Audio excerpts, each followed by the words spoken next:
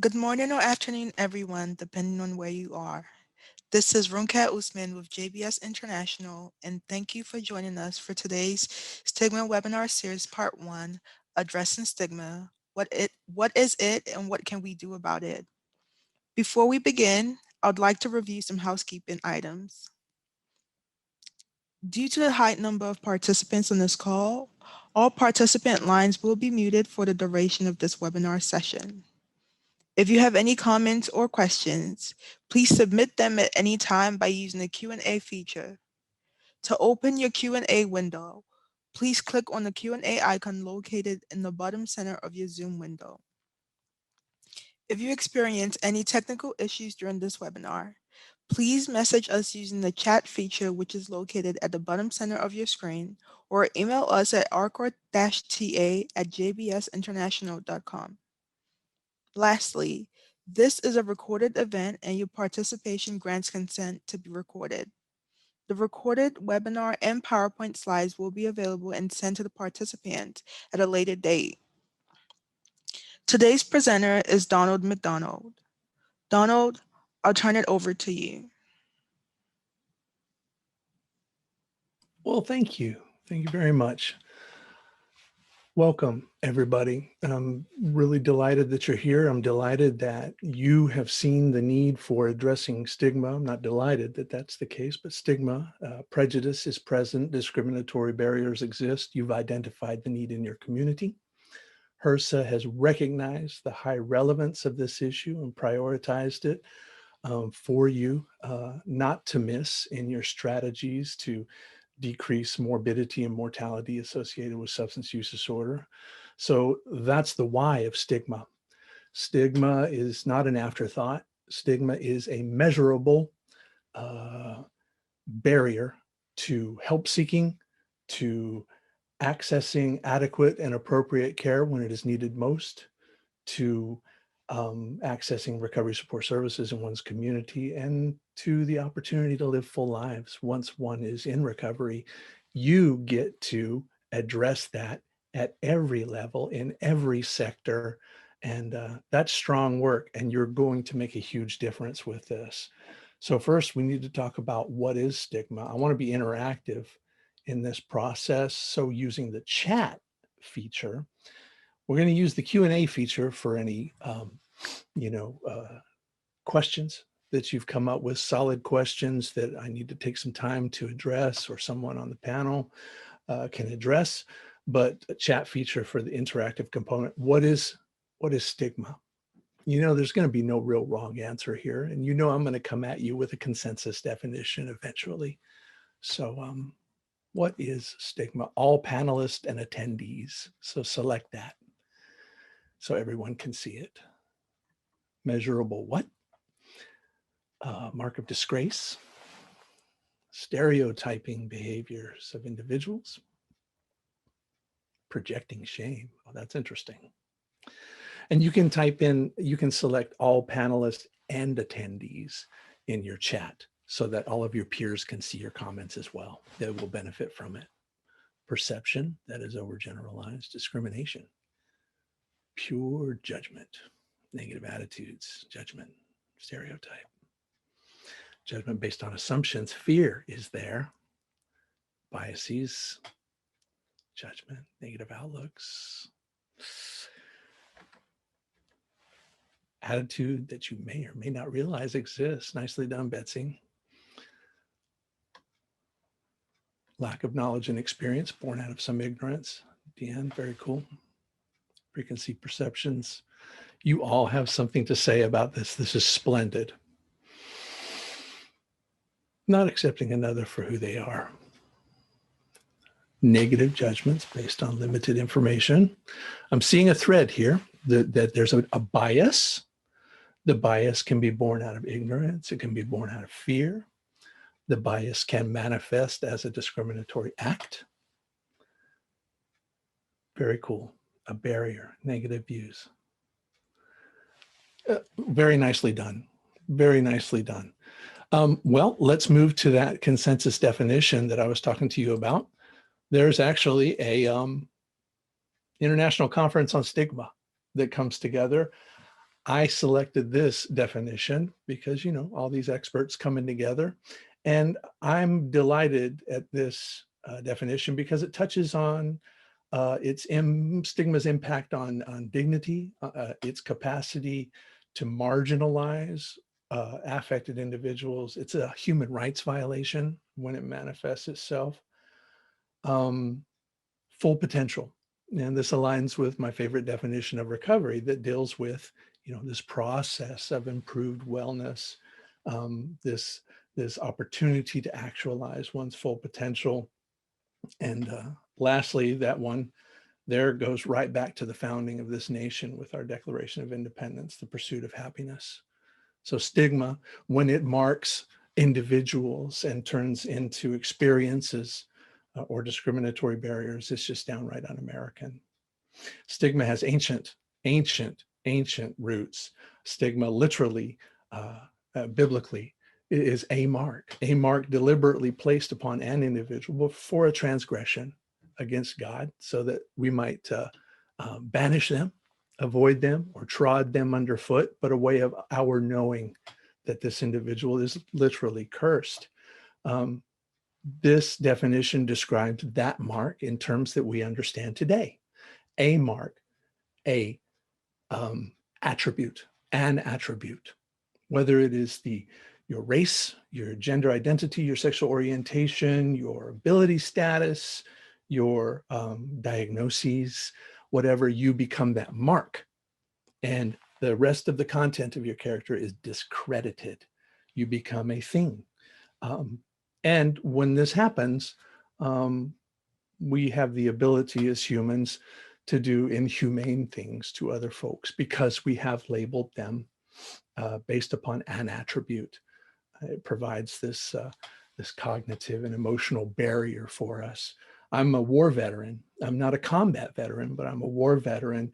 And this was very much true when we were at war with some folks in the Middle East. And all of us engaged in some form of stigmatizing attitude and marking of individuals with whom we were at war.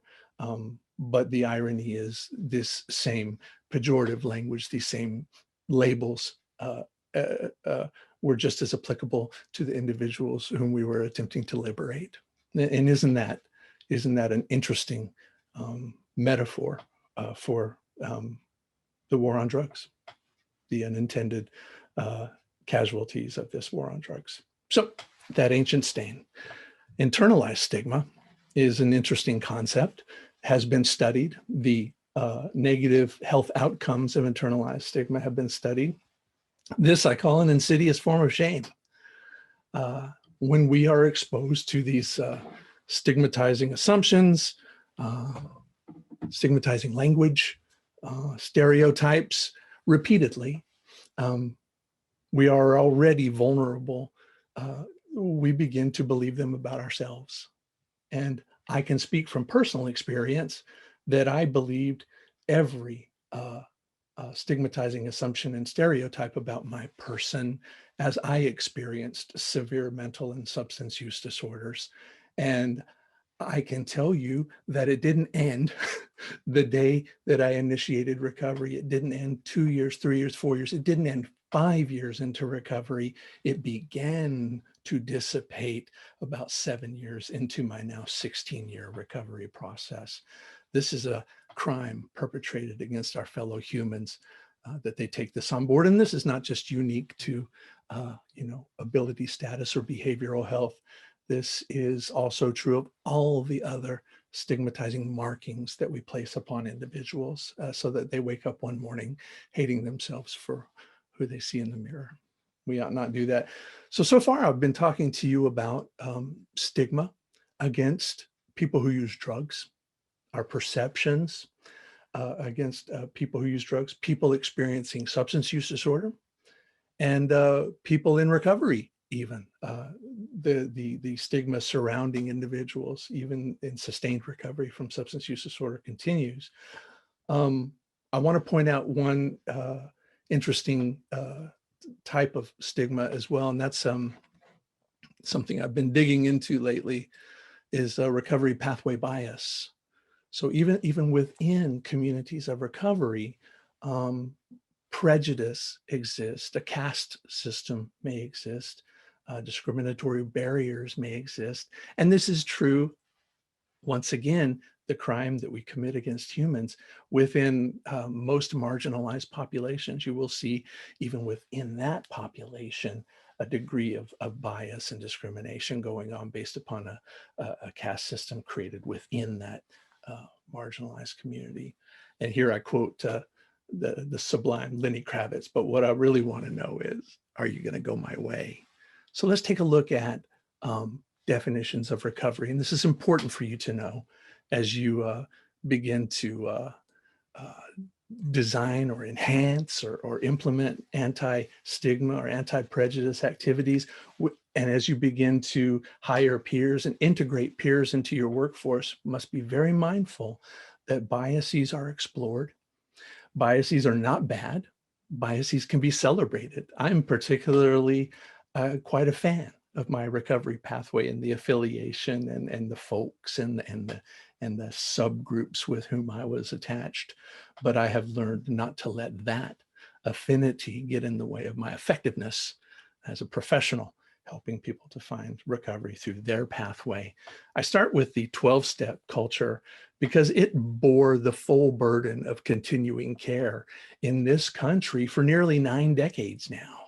And as a result, much of our justice and health policy and practice has roots in this definition of recovery. And this is a culture, ladies and gentlemen. This 9 decades in now, this is a subculture of splendid human beings to be celebrated. They define their recovery, and I can speak freely about this as an individual closely affiliated with this community. They celebrate their abstinence from substances that previously um, directed their living, that they previously seemingly had no control over, and now they abstain and they celebrate that. And I put caveats in here with some 12-step communities like Narcotics Anonymous, a splendid group of previously marginalized folks within the 12-step community themselves, but they came up and they self-defined that, hey, we approach the treatment of substance use disorder, of addiction through abstinence and through spiritual principles. So part of their definition of recovery is along the lines of, you're not using opioid agonist medications. And I'm not arguing with that group because they are an autonomous subculture of human beings who've come together. We ought to, we would no sooner come together and ask a religion to change some of its core principles or its doctrines. This is it. Attendance at mutual aid meetings. So not simply being a member, but are you doing the deal? Are you regularly attending meetings? Are you engaging in, have you found yourself a sponsor, an individual to help guide you through these steps? Are you working the steps and practicing their underlying moral and ethical principles in all aspects of your life? Now, I want this to really sink in, ladies and gentlemen. This definition of recovery is one that emphasizes moral and ethical lifestyle that engages in the process of moral internal exploration and confession, that engages in the amending of harms that have been done, and the significant emphasis on what was your part in the struggle in your life. Ultimately, in the witnessing of this lifestyle, to encourage other folks to come get them some. And we cannot forget that this is a spiritual program, and the final step within this program says, having had a spiritual awakening. Okay, so I'm describing a beautiful culture, a splendid lifestyle. I am not describing philosophies that ought to underpin justice and health policy and practice. What I am looking at, though, is SAMHSA's definition down here on the bottom from 2011, this process of change, this positive change through improving holistically one's health and wellness, uh, striving towards self-efficacy and autonomy, self-directed life. And then this business of you're so much more than your diagnosis. You're so much more than getting well. You want to get better than well if you want to. You want to actualize your full potential. This definition rocks my world, and it underpins my policy and practice, and it also resonates with my personal recovery. There are also many pathways of recovery. We mustn't forget that it is the ubiquitous 12-step community is here, and I'm deeply gratified that they are. We can always count on their being there, but we've learned that individuals experiencing mental and substance use disorders, with all the complexity of the rest of the content of their character and their traumas and their co-occurring mental disorders, um, ought not always be funneled into one group of psychosocial supports. So diverse communities have risen. And in the response to the pandemic, we've seen a surging digital space, which has made everyone's awareness of these alternatives keen. All Recovery Mutual Aid is one of my favorites. It reminds me of kind of Unitarian Universalist approach to mutual aid.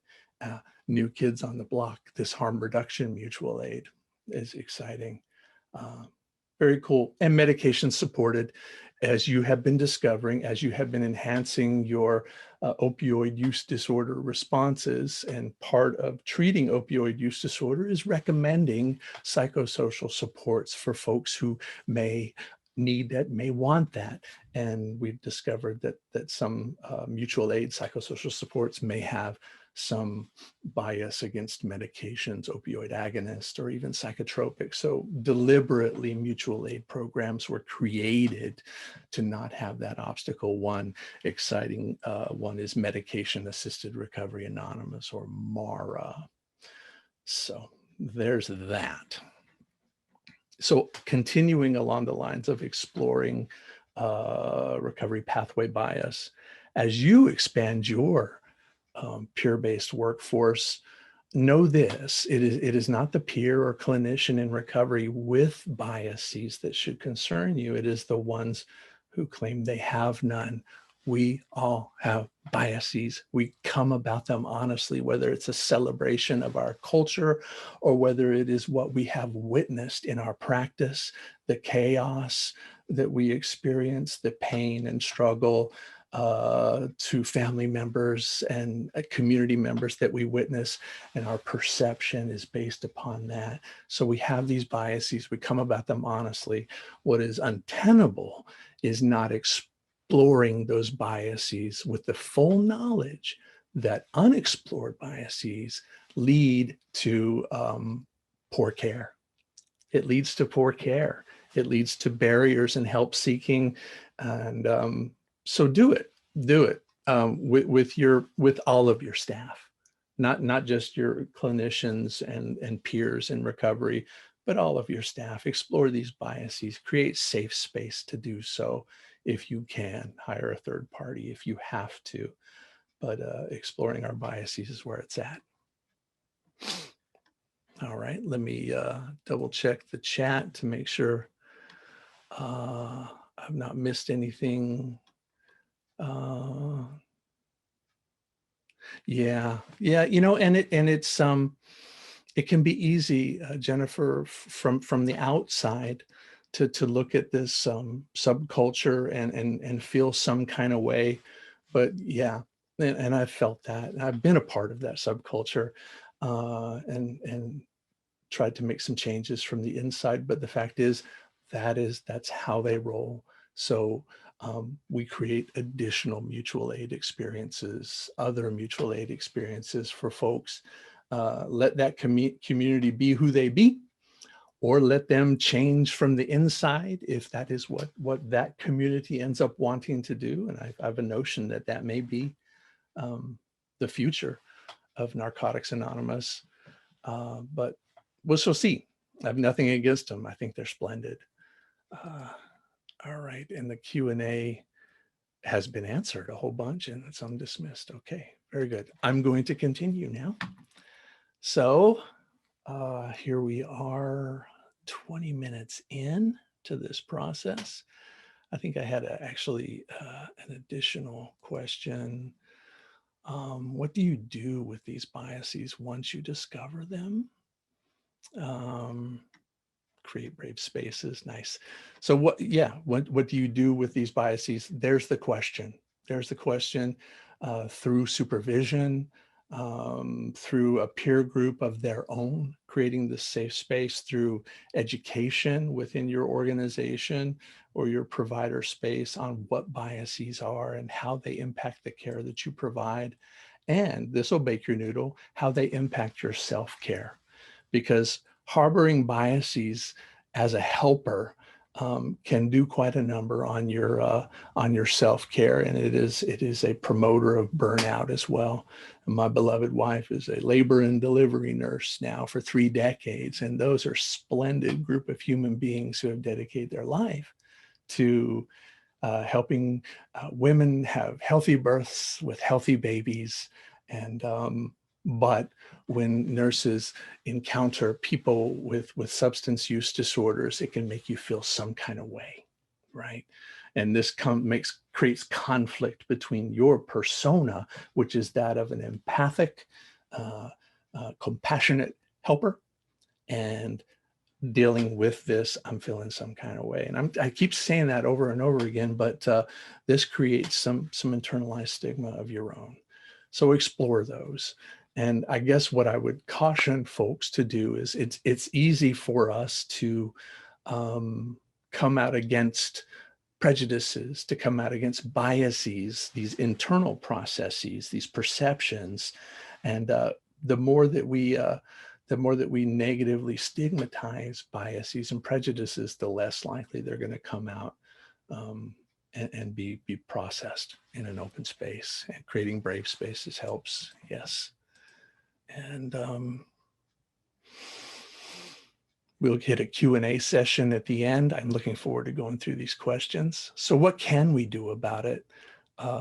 Addressing prejudice against people who use drugs, against people experiencing substance use disorders, against people in recovery, addressing biases within the recovery space, within the workforce, etc. What tools exist to us? Well, here we go. Come get you some, and they're free. So, beware folks who are selling something in the anti-stigma space. Check it out. Maybe it's a package that's just absolutely lovely and uh, ready-made for you. But this is also something, if you're on a budget, that you can put together yourself. And if you're a grantee, we're absolutely delighted to help you do this. Let's take a look at this. This was a bit of a game changer for me because I had witnessed this stigmatization process. I just didn't have a picture for it to identify each component of it during its evolution, and better yet, to help address uh, each of these instances. So the health stigma and discrimination framework, a global cross-cutting framework to inform research, intervention, development, and policy on health-related stigmas, 2019, illustrates the stigmatization process as it unfolds. The authors break down the process into a series of constituent domains. You can see on the bottom there, we have drivers and facilitators. We have stigma marking and intersected stigma marking that goes on, stigma manifestations and individual stigma experiences or stigmatizing practices that you may witness as well. We have outcomes experienced by affected populations and organizations and institutions and policy landscape. And ultimately, we're all in this today to reduce the morbidity and mortality associated with substance use disorder. So unaddressed biases, unaddressed drivers and facilitators will work against our end goal, which is to reduce disease burden and to save lives.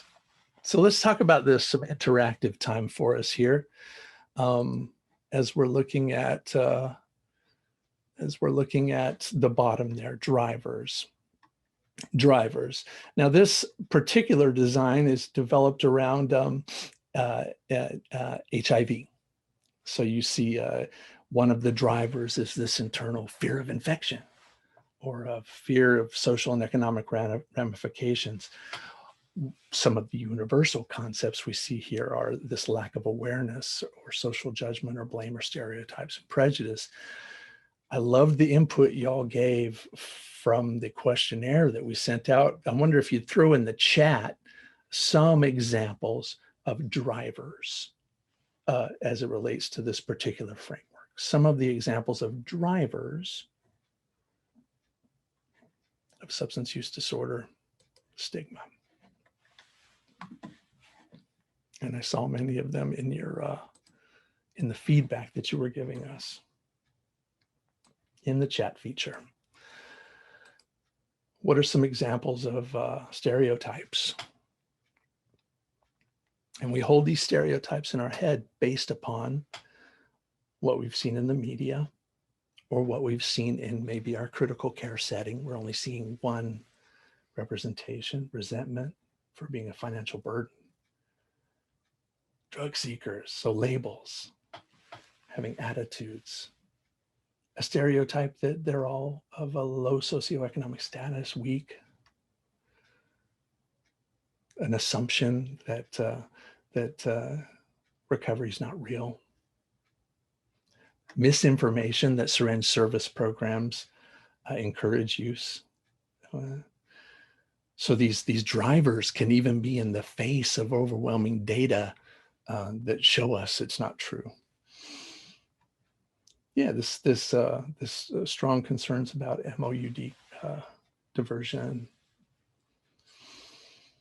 MAT is just a substitution.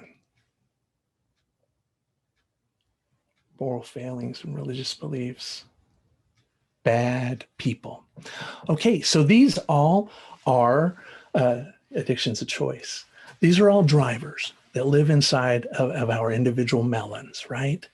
However, what makes them come out, see the light of day, coalesce with other individuals, drivers, and make their way towards marking? So what are some of the examples of facilitators in your community?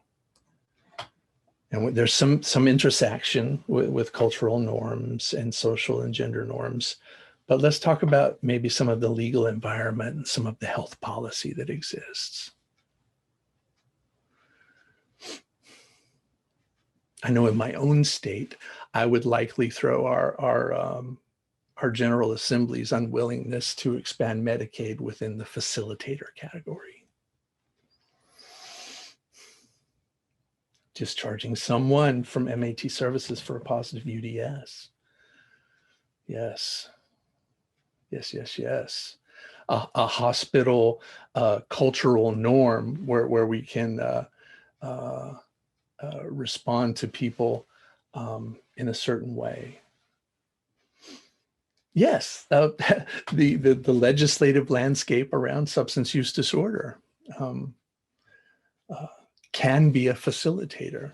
You know, one such example, and nothing against South Dakota, it's an absolutely beautiful state, but I don't know if it's changed, but they have are the only state that has a law where the ingestion of drugs is a felony. So positive urine drug screen is a felony. But that's just one kind of extreme. Right. Public health, public safety responses to a public health issue is a cultural norm within us. So like, hey, you know, if this is a cop issue, you know, if our own legislature is cutting behavioral health funding, then my assumptions about people who use drugs may be accurate. And so they come up and they coalesce, and then they mark. Okay. Fetal endangerment laws. States that do not have Good Samaritan laws, and this is heartbreaking. Family members who have lost loved ones to overdose when someone was present, but they may have been on probation or parole and they were afraid to call for help when they were protected by North Carolina law and could. So anyway, these stigma, these prejudices, these biases facilitated by an environment that lets them breathe the light of the day, ends up marking individuals, so they become a label. And I love how this framework acknowledges intersecting stigmas. So not only are you, and I will use pejorative language here, not only are you an addict, but you're a poor addict, a homeless addict, or even, you know, race plays a role as well, gender identity, and sexual orientation. So intersecting stigmas is a thing. Moving into stigma experiences. So individuals will experience this. So bias is something inside and you don't necessarily have to see it. And some folks will hold biases and still give splendid empathic evidence-based care, you know, but individuals can still experience it. And that's some manifestation. And you may see manifestations of stigma practices in your organization, in your local law enforcement, stereotypes, prejudices, stigmatizing behaviors, discriminatory attitudes. Outcomes. So unchecked drivers and facilitators allowed to mark individuals, and they experience this, and organizations experience this. We will see folks that don't have immediate access to adequate and appropriate support. You may see folks experiencing systems around housing and employment and health seemingly designed to conspire against their sustained recovery and much less their recovery actualization. And ultimately we will see, you know, unmitigated mortality and morbidity. And one of the pernicious outcomes of internalized stigma is, and this is from a splendid study from Drapalski, is with mental disorder recovery, with internalized stigma on board, even when folks are receiving adequate and appropriate care, it creates a barrier to sustained wellness. You'll see increased instances of unwellness. So, you know, if folks don't feel like they deserve to get well, it can be hard to get well. All right, next in the toolkit, super excited about this too, readily available. Be sending out links to all these PDFs. Ending Discrimination Against People with Mental and Substance Use Disorders, the Evidence for Stigma Change, 2016. This is an incredible resource for communities that are engaged in addressing stigma and dismantling discriminatory barriers. This report provides a deep understanding of stigma related to mental and substance use disorders, the science behind communication, because communication is the thing. Data from large-scale campaigns, so the evidence for stigma change, large-scale campaigns engaged in addressing these issues. What do data show?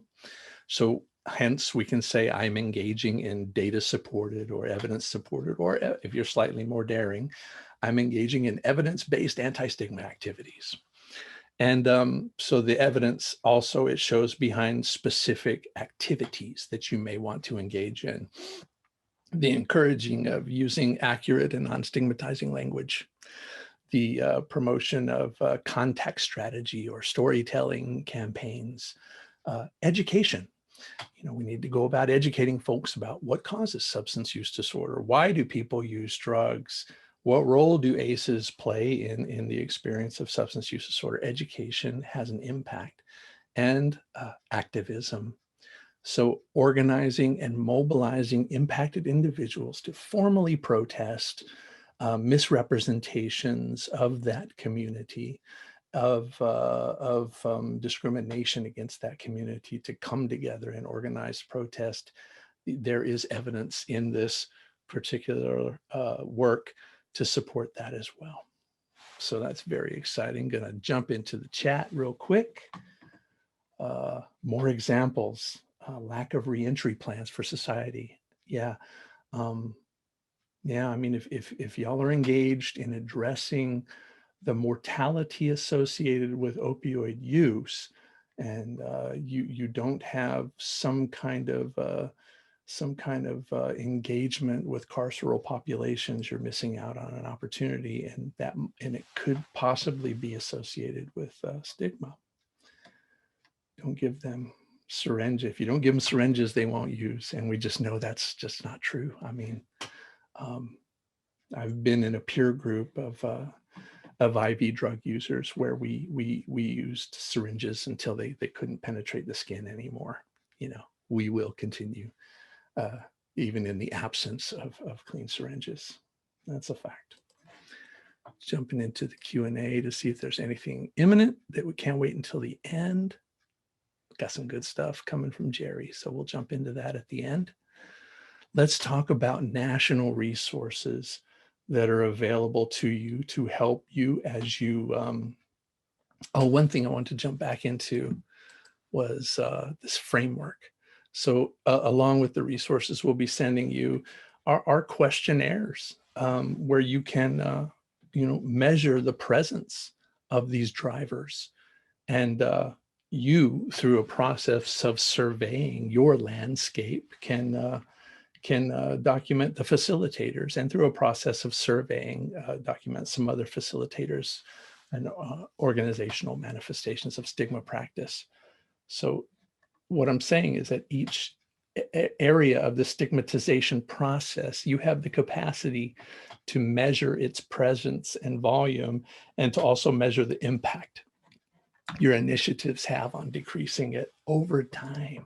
This may not happen in a grant cycle or an election cycle. This is strong and long work. So keep doing what you're doing. The Recovery Research Institute, using accurate and non-stigmatizing language. This is the absolute lowest hanging fruit in addressing prejudice and dismantling discrimination. So the Recovery Research Institute is a leading nonprofit research institute dedicated to the advancement of addiction treatment and recovery. It is a repository for much of the relevant research related to the role language plays in discriminatory obstacles to wellness. Answering a call for unified language, it created the Addictionary. This is a glossary of behavioral health terms, and where appropriate, stigma label, in parentheses, stigma label. And in the absence of a body of evidence or links to articles, it will just briefly describe, there's growing concern over this term because it may be inferred as blank. Or it gives the links to the research and the links to the articles underneath it. So if you're questioning a particular word, jump on the Addictionary and check it out. And thank you. Oh, Hank is killing it. Thank you, Hank. Very nicely done. Throwing the links out there. Here is one of our friends who helped raise our awareness through some figurative language teaching, who cannot relate to this cultural construct that is language.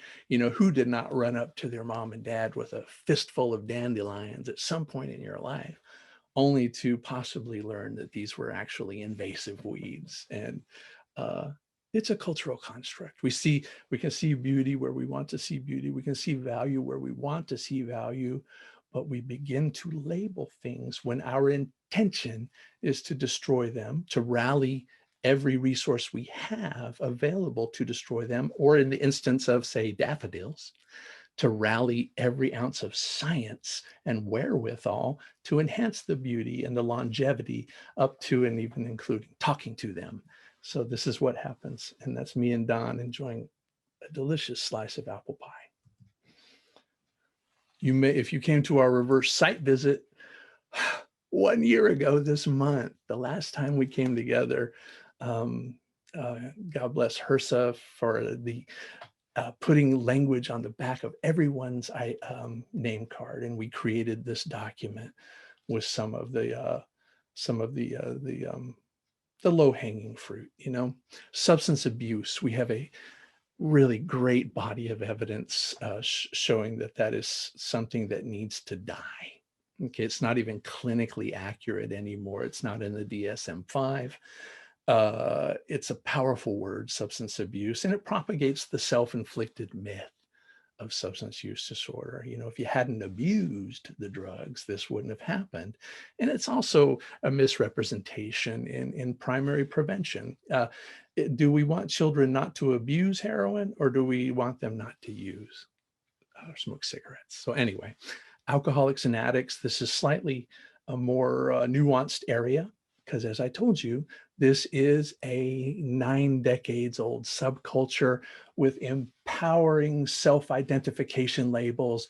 When I walk into a room of my people and say, I'm an alcoholic, I know what that means. I've embraced that.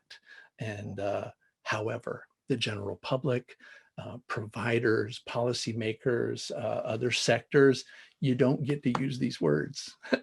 They're labels, and we've discussed what a label is. Depending on your lens on that label, it discredits the rest of the content of individuals' character. Are you dirty? Please tell me you didn't pee dirty, okay? You hear this coming forward. If we're medicalizing the treatment of substance use disorder, we're looking for a positive or negative urine drug screen for unprescribed medications. And then we're going to ascertain why they're present in a person-centered way, saying, Donald, your urine drug screen is positive for cocaine. What's going on? What's going on, buddy?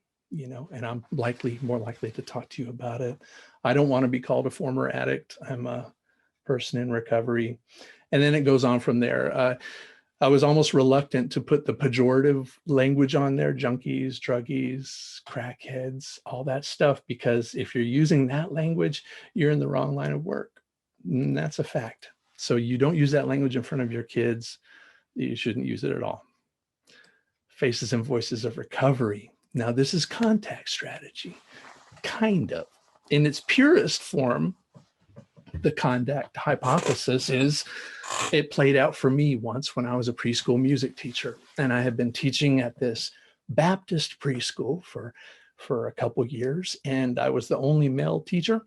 And the pastor was particularly fond of me.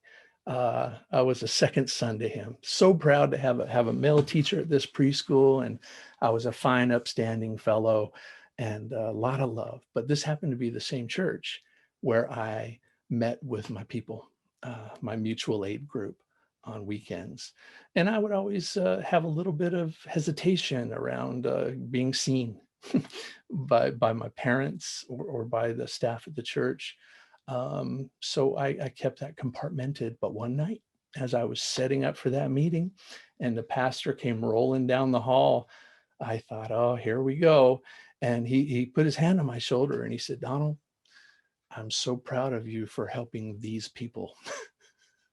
So this was a true contact hypothesis come to life. This fellow had a very positive perception of who I was. And in that moment, I got to say, I am one of these people. So we got to fold in this marginalized or stigmatized attribute and therefore raise the profile, decrease the stigma associated with it in that individual's perception of me. And this can happen at a broader level as well. But in the absence of creating those opportunities, which are rare, we encourage folks who have become, in higher echelons of society or successful or well-loved within their community. We've encouraged them, please consider engaging in some messaging.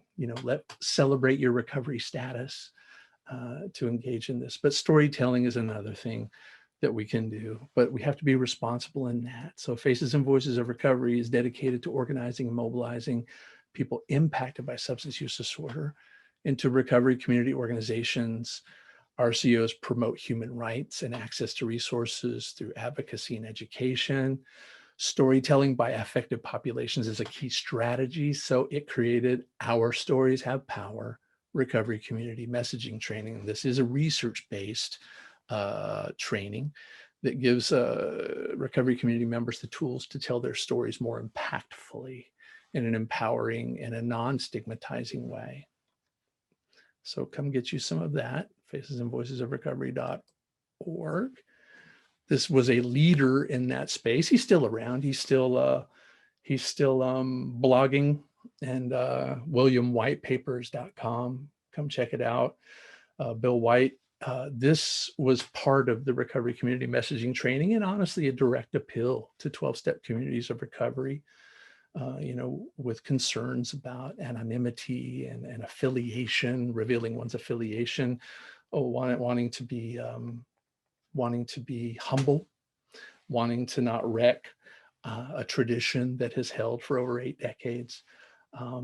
But he reminded us that we carry a message one-on-one, this one-on-one hope shot, but this new recovery movement, founded in 2001 with the creation of Faces and Voices of Recovery, carries that message of hope to whole communities and whole cultures. And it is now time that we step forward to shape this history with our stories, our time, and our talents. It's time to come out of the closet. And that's what a whole bunch of us did. And this is an organizing and mobilizing tool that I'm not going to play for you. This is a 2-minute clip of the Anonymous People, a documentary film that describes this new recovery movement, this organizing and mobilizing of people in recovery, getting on message, telling their stories, changing the public profile of addiction, and decreasing the stigma and demanding what they deserve. Check it out. It's a 2013 documentary. It's an excellent tool, and it's free for you. Addiction Policy Forum. Addiction Policy Forum. Checking out the chat. I do like pie, indeed. That's part of my self-care, a balanced approach to self-care, is traveling the country and visiting pie shops and recovery community centers. And the last time I got to do that was when I went to Kentucky, and I got to do both, see community centers and pie shops. Education about what causes substance use disorder, education about the brain science, about the role ACEs play, about the socioeconomic role of substance use disorder, who's vulnerable to substance use disorder, is evidence-based approaches to displacing those misinformation that y'all mentioned in your descriptions of stigma with accurate information. And I got to tell you, this has an impact on internalized stigma as well. The more I learned about what causes substance use disorder, what caused my substance use disorder, the more I learned about why I got well this last time around and maybe didn't during previous treatment events, did a lot towards melting mine and my family's stigma, internalized stigma, shame. So Addiction Policy Forum is a nationwide nonprofit organization dedicated to eliminating addiction as a major health problem. It is particularly adept at translating and communicating to the general public the complex science associated with substance use prevention, treatment, and recovery. We've learned a tremendous amount in the last 10 years alone. So it offers a robust library of free animated videos that make this information readily accessible. And I didn't have pie with my friend Jessica, but here she is quoting, and Jessica is an individual who was impacted by family addiction. And this resonated with me because I know before I experienced addiction, I experienced it as a family member. And what I felt was not compassion, but what I felt later in life is definitely compassion. And we feel some kind of way. She says they can seem very different when they have an SUD, but breaking down the science can help carve a path toward compassion. It's not instant compassion, it's a path towards compassion. And there we have that. And this is a splendid video from their What is Addiction series that digs deep into what causes substance use disorder? It isn't just a matter of brain science. Some people get it, some people don't. There are overlapping factors that create vulnerability, the genetic influence, the adverse childhood experiences, the co-occurring mental disorders. The age of first use is a huge vulnerability factor. So it uses figurative expressions of these whirlpools of risk whirling at different speeds and creating this risk for substance use disorder. And it does drive home that not all people who use drugs experience substance use disorder, which was kind of a previous prevention message that many folks knew was inaccurate. There you go. And that's free. So you come get you some of that. Very nice. Pumped. So that's lovely. Thank you. Boom. Recovery Advocacy Project. National organization. They are a national network of people and organizations advocating for positive policy change. RAP is committed to giving people in recovery, family members, and supporters of recovery the grassroots organizing tools to think and act locally. Most states have dedicated representative leads. For example, during the election season, they created a vote recovery initiative where they educated voters on SUD issues during this election context. They talked about voter rights, voter restoration if one experienced a felony, and provided a voter toolkit. Free. Come get you some. Recovery Advocacy Project. Recoveryvoices.com is a splendid website where you can go get you some resources to help you in your evidence-supported engagement with advocacy and straddling that fine line between advocacy and that which is not approved through federal funding. Okay, and we can help with that as well, or they help with that as well. So education, education, education, organized voices, talking about what works, etc. And here's Ryan Hampton, the founder of Recovery Advocacy Project, from his book, American Fix. And he asks that question that I needed to be asked: where's the outrage? And not just from the overdose crisis. You know, this was a time when there was a paucity of change. You know, it wasn't getting done. Much is being done now, and I'm celebrating federal support for preventing illness, reducing disease burden, promoting recovery and sustained recovery in a community-driven way.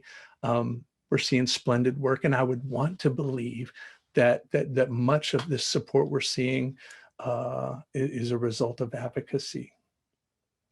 So there you have that. The additional resources I talked about, links. PSAS is a measure of perceived stigma towards substance users. Health Stigma and Discrimination Framework, Ending Discrimination against People. So that book of all the evidence-based practices. There's webinars, and our LMS environment. We have guidance modules around for our R-Corp folk, and one of them is addressing stigma, and it covers some of this information as well. And I am going to stop sharing and jump in the last chat. Thank you for that, Hank. Thank you for those chats. Let's thanks to the our core team for taking care of many questions that came up during. We still have some questions. Hank, you wanna jump in with us? I see you've. Sure, I'll give you a hand here. Okay. We've got time for a few. They're at the top there. So what about the idea of court ordering an unwilling person to residential treatment? Yeah. Well, I know how I feel about it. I'm not a fan. I'm not a fan. We do have some outcome studies showing similar outcomes, whether one is coerced into a treatment event or not. I would rather create a culture where we've done our best to prevent substance use disorder from happening. We've done our best for it not to be a law enforcement or criminal justice context at all. And we've done our best to create ready access to a spectrum of substance use disorder treatment services. So yeah, I'm not a fan of coerced treatment. I have worked in treatment court. I have worked in law enforcement assisted diversion. I personally was a participant in voluntary treatment.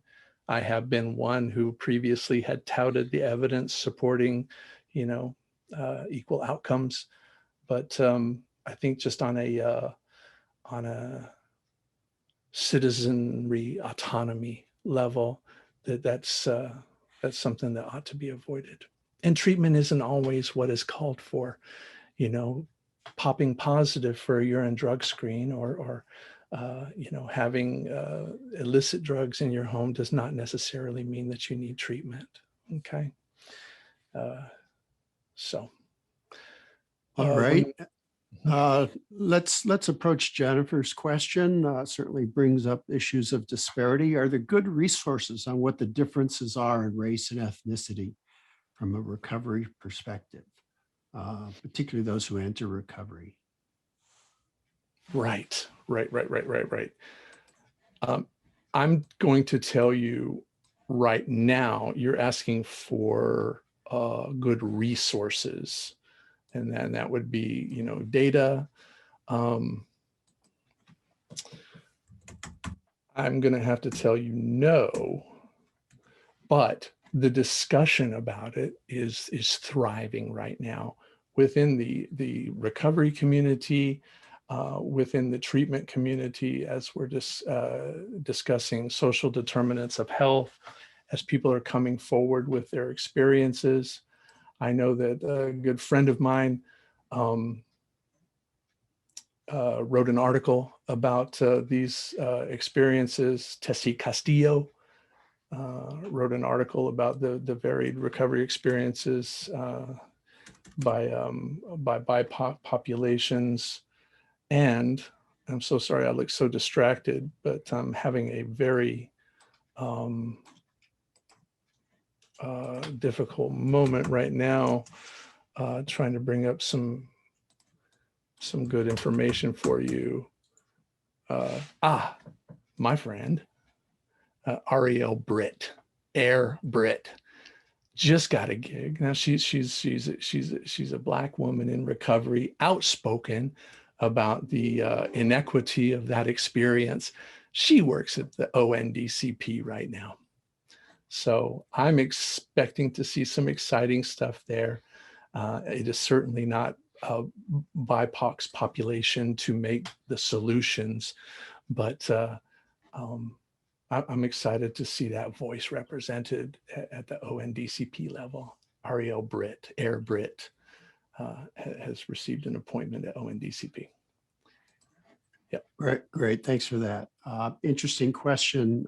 When my clients experience stigma, what are the suggested actions they can undertake? How do we help develop resilience within them? Right. Well, first we have to address the internalized stigma, and that may involve education around what caused their substance use disorder, how they got well, how they got better than well, addressing that internalized stigma, and then moving forward to give them tools, how to, leverage their story, their status as an empowering tool, and to know their rights. And one advocacy training you can engage in is teaching people individual advocacy and creating context for vignettes. What if this happens? And discussing how one may or may not respond to it. I've done some trainings in Kansas with our grantees around, how to stand up in situations like this as an ally. So I imagine the same would be along the lines of an individual in recovery. How to know your rights, to empower them, to treat them like human beings, to not be paternalistic in the relationships. It is quite a mind job to discover that it was not my fault that I experienced mental and substance use disorders, and that you know, my autonomy ought to be valued, and it was exciting. So just that experience alone from your relationship with them will be a very empowering thing too. You got to walk the walk with them. Yeah. And it looks like we just have time for one more. I'm going to take this one from Penelope.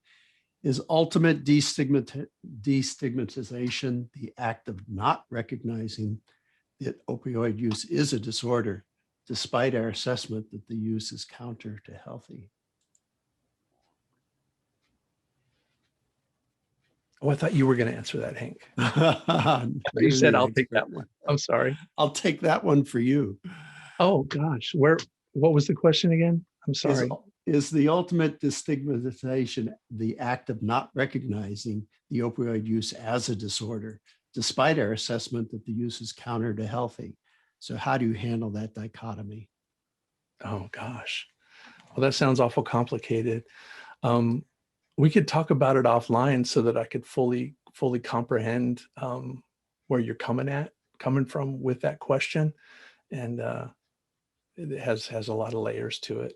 I don't really see the ultimate destigmatization act to verve completely away from a pathology approach, but swerving away from an exclusively pathology approach to people who use drugs. Absolutely. Right now we're reading, an important work by from Columbia University, Dr. Carl Hart, Drug Use for Grownups, and this has some discussion about not everybody who uses drugs experiences substance use disorder, and how we have been approaching it with kind of an exclusively pathological, paradigm, and maybe it's time to rethink that. I don't know if that gets to your question, but please hit me up offline. My email address is dmcdonald@jbsinternational.com. And that sounds like a good place to stop. Thank you very much, Donald, for this overarching view and this personal view and this great introduction to what will be, I think, a fantastic series of 3 with 2 more yet to come. So I'll turn it back over to our core TA folks. Wonderful. Yeah, check out parts 2 and 3. We're going to look into some statewide initiatives, and then we're going to look into stages of change approach. That concludes our Q&A portion. We would like to thank you all for your participation. Have a great rest of your day. Thank you.